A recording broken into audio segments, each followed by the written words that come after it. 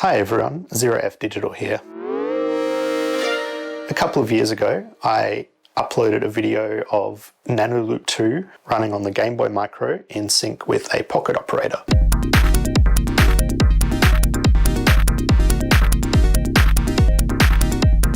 Now that attracted a lot of comments on the video and other videos like that on my channel, asking for a tutorial on how to make the sync cable between the two devices.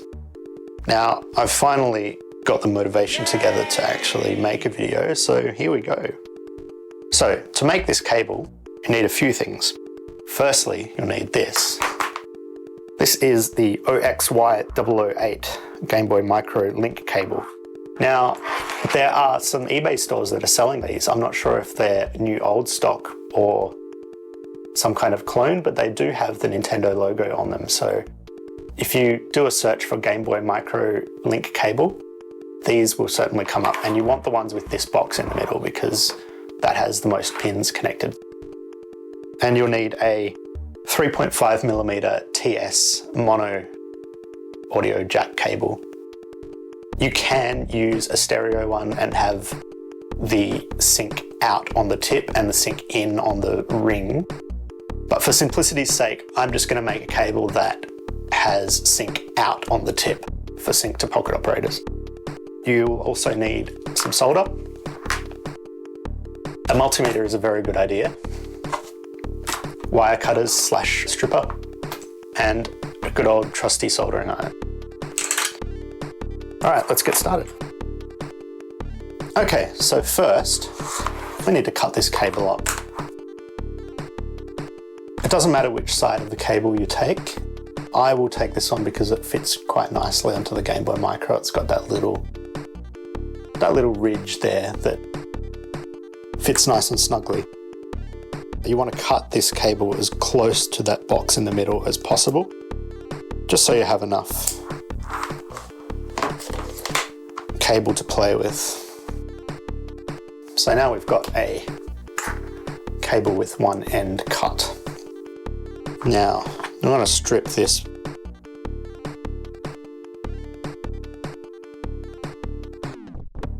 Gives a bit of space on there.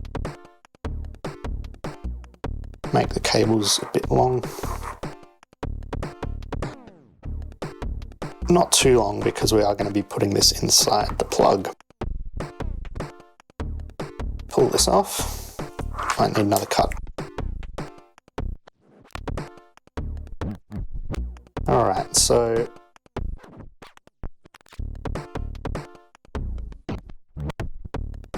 twist that ground together.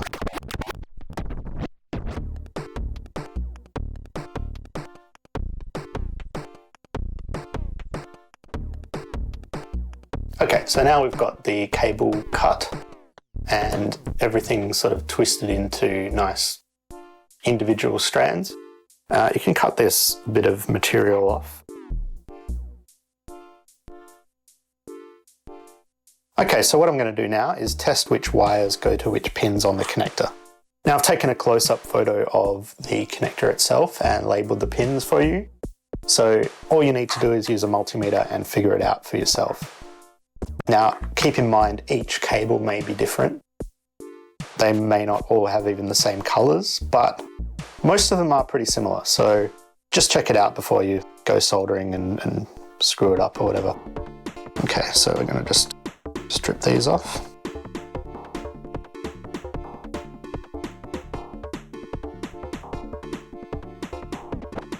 Alright, so once you've stripped them all off, just give the wires a good twist, just so that everything sticks together.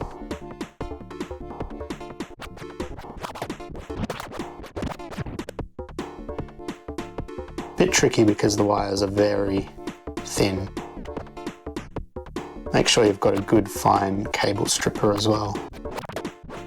Mine didn't quite go down to how thin these wires were, but we'll make do.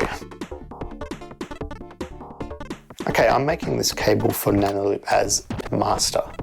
So we'll need pin 2, which is the serial out pin, as well as pin 6, which is the ground. Now, if you want to make this for Nanoloop as slave, then you'll need to use pin 3, which is the serial in, and pin 6, which is the ground. So just going to keep it simple today for Nanoloop as master, because that's a configuration that tends to work best with Pocket Operator Sync.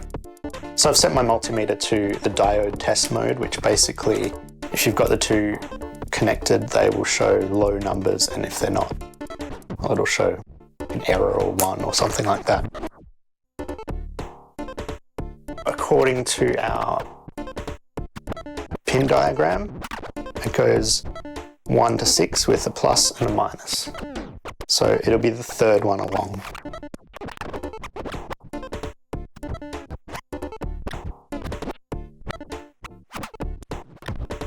It's very tricky to actually get the probe in there. Luckily I've got sharp probes on this.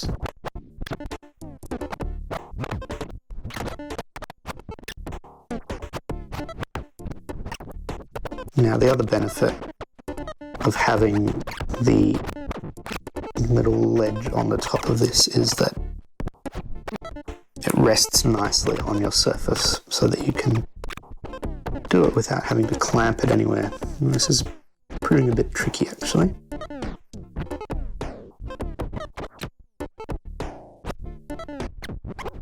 Let's see if we can get any of these to make a connection. So one of them does.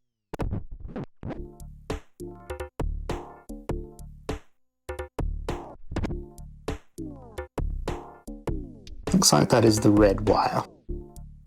Let's just test this in isolation. It's very tricky, as you can see.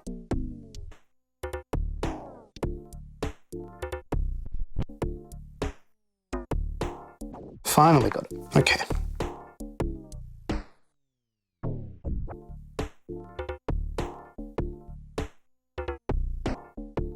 Yep.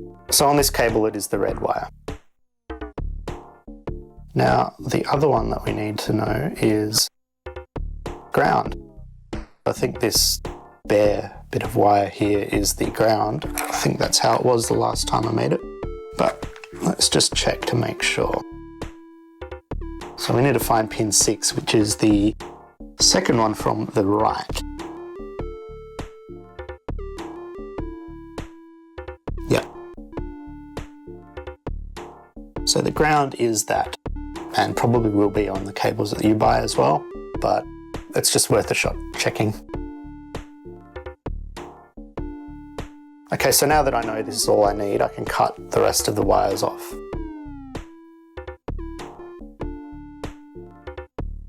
Okay, so now we're ready to get soldering. Now, just remember that there are a few bits and pieces in these plugs. You may have a different experience yourself, but you will need to put them on in the correct order. So this will need to go on before you connect anything else. And also this one. If you mess it up, you can just desolder and try again. Okay, got everything twisted up nicely. Another way, I don't need the multimeter for the moment. Now, get some solder on your tip.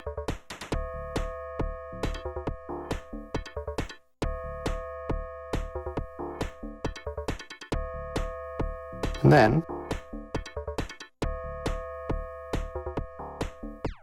tin up your wires.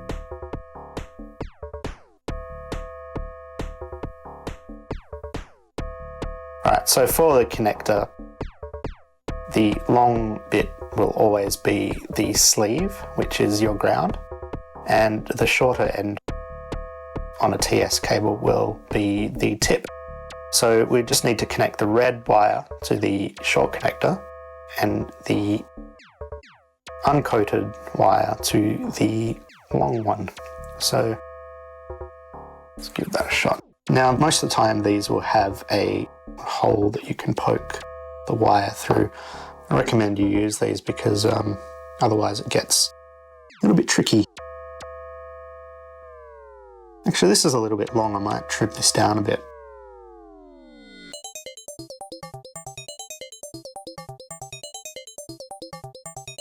That's better. Okay. So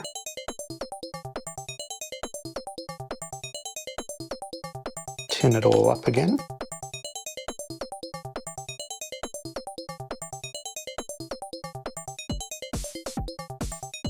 These will have a little clamp that you can close with a pair of pliers, just so that you don't destroy your solder joints.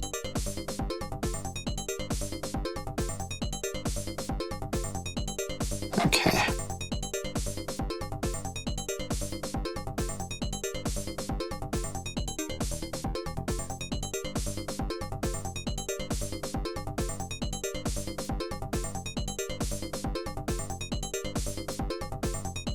Probably went a bit overkill on the solder there, but you can remove anything that's not required after that. Now, let's see. May need to actually pull some of this through somewhere. Probably better to have some other tools on hand as well, just so that you can get some of this more precise work done.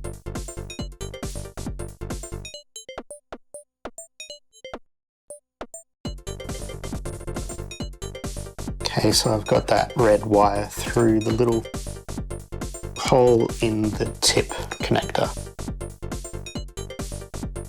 Just going to put a bit more solder on there. Make sure that connection is solid.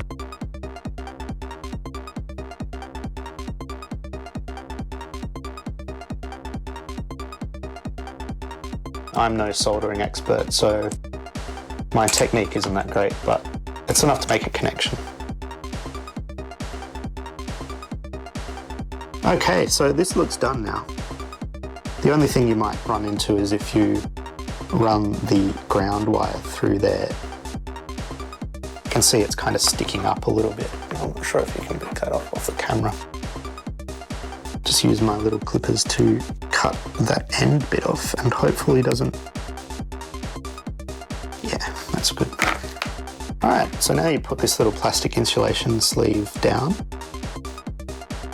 That should just sit freely over the top of your wires. Then pull this across. Hopefully it screws in nicely without any hassle. And there you go.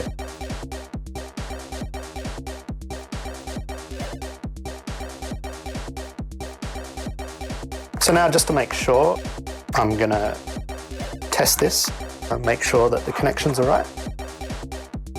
I'll bring the multimeter back in.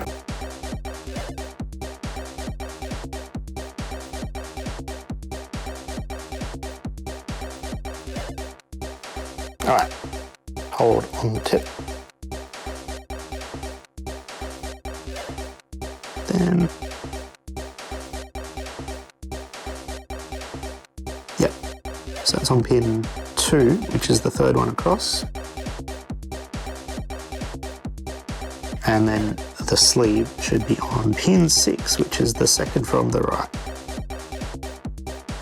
Hope I've done this correctly because I do not want to resolder. Yeah, great. So that's it. You have a nice solid sync cable for Game Boy Micro to pocket operators or Korg Volcas or anything else that would take an analog sync pulse. Thanks for watching.